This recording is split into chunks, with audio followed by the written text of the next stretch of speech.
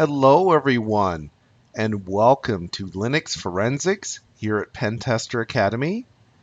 In this video, we're going to talk a little bit about how you can use some Python scripts and build just a little bit more on some of the things that we've done already in order to read directories from their inode number. So the record starts out with the inode, then the length of the record, which is normally at least 12 bytes, can be longer. The name length, how big is this name? Recall that this used to be 2 bytes long, however, it was dropped to 1 byte to add the file type into the directory entry, which was sort of a cheat. And then we have our file name, which can be anywhere from 0 to 255 characters long. We also defined a pretty print function that prints out the inode, file type, and file name.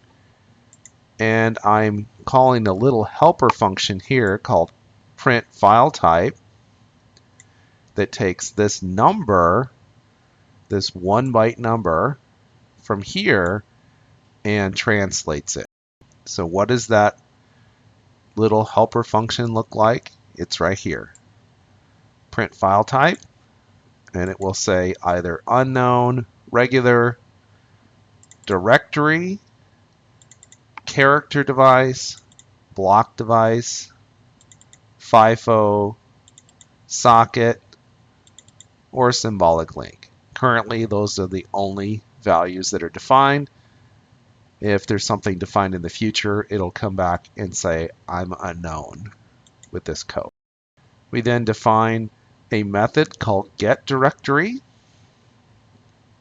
It takes data, which could be a block or several blocks long, depending on how big it is. We set done equal to false, initialize an empty list, and then we have a little counter. And we say, while we're not done, create a directory entry. And then I'm going to check and say, is the inode in that entry 0? Recall that if we set the inode equal to 0, that means that there are some of these hidden values, such as hash directories, etc., checksums, other things that are stored in there. And for our purposes, we really don't need to look at those. We just want to look at the directory entries themselves. Otherwise, if it's a legit entry, we append it to our list, and we add to our pointer the length of this record. If we've gone off the end, we break out of this while loop. Otherwise, we go back and we read another one, and so on. Then we return our list. So it's a pretty basic function. So we've created a new file, ilspy, and it's essentially a lister or ls utility for inodes. And here's our usage function. It says, please give me an image file, offset, and then the inode containing the directory. And I will display it for you. If you didn't give me enough stuff, I will yell at you with my usage.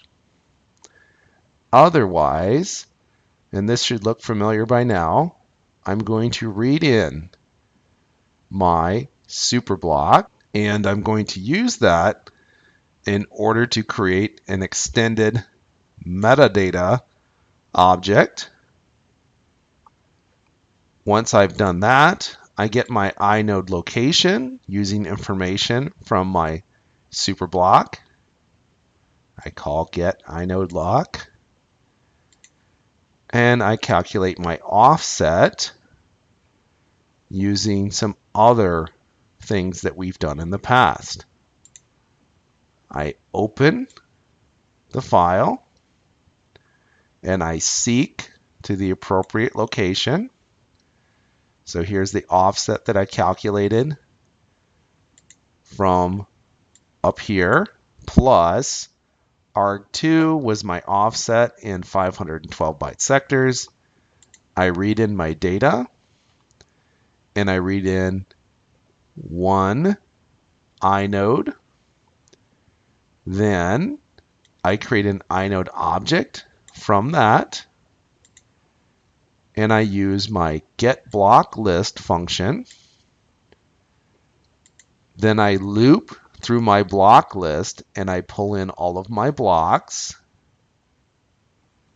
And then I say my directory is just get directory on those blocks. It could be just one block depending on the size of your directory, or it could be many. And once I've done that, I will get names, file names from my directory, which is just a list of directory entries, and I'll call pretty print. I will run this on our old friend, the image from our test system,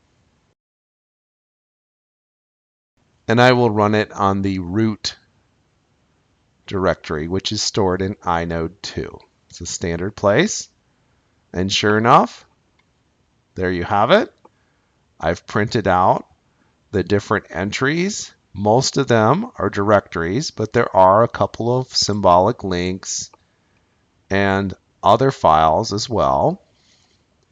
Notice that I have the traditional dot and dot dot entries at the very top, and they both point to inode 2, which in this case is the root directory. It's the top of the pile, after all. Also notice that lost and found is pointing to inode 11, which is another standard place. So if I wanted to look further, perhaps I want to look at Etsy, I could just take this inode number and I could rerun my script.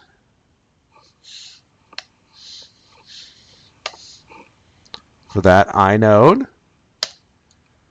and boom, there you have it.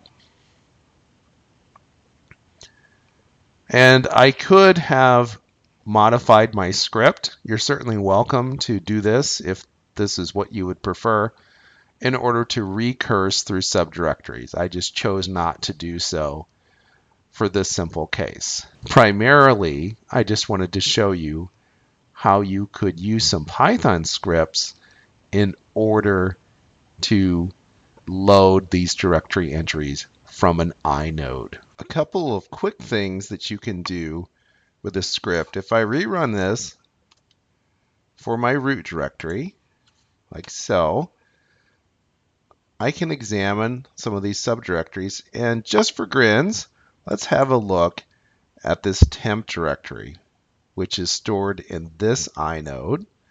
So I'm going to go ahead and clear my screen, rerun my command for this directory, and what do you know? Sure enough, I see two files that are stored in my temp directory. Now in this case, these files were not stored as hidden files. They very easily could have been. And notice that these are a process ID and a port for my Xingxi Quan rootkit. So we can see we've added just a little bit more evidence to our pile when we were looking at what exactly happened in this case. Well, that's all for this video. As always, if you're enjoying these videos here at Pen Tester Academy, please tell a friend. We'll see you soon.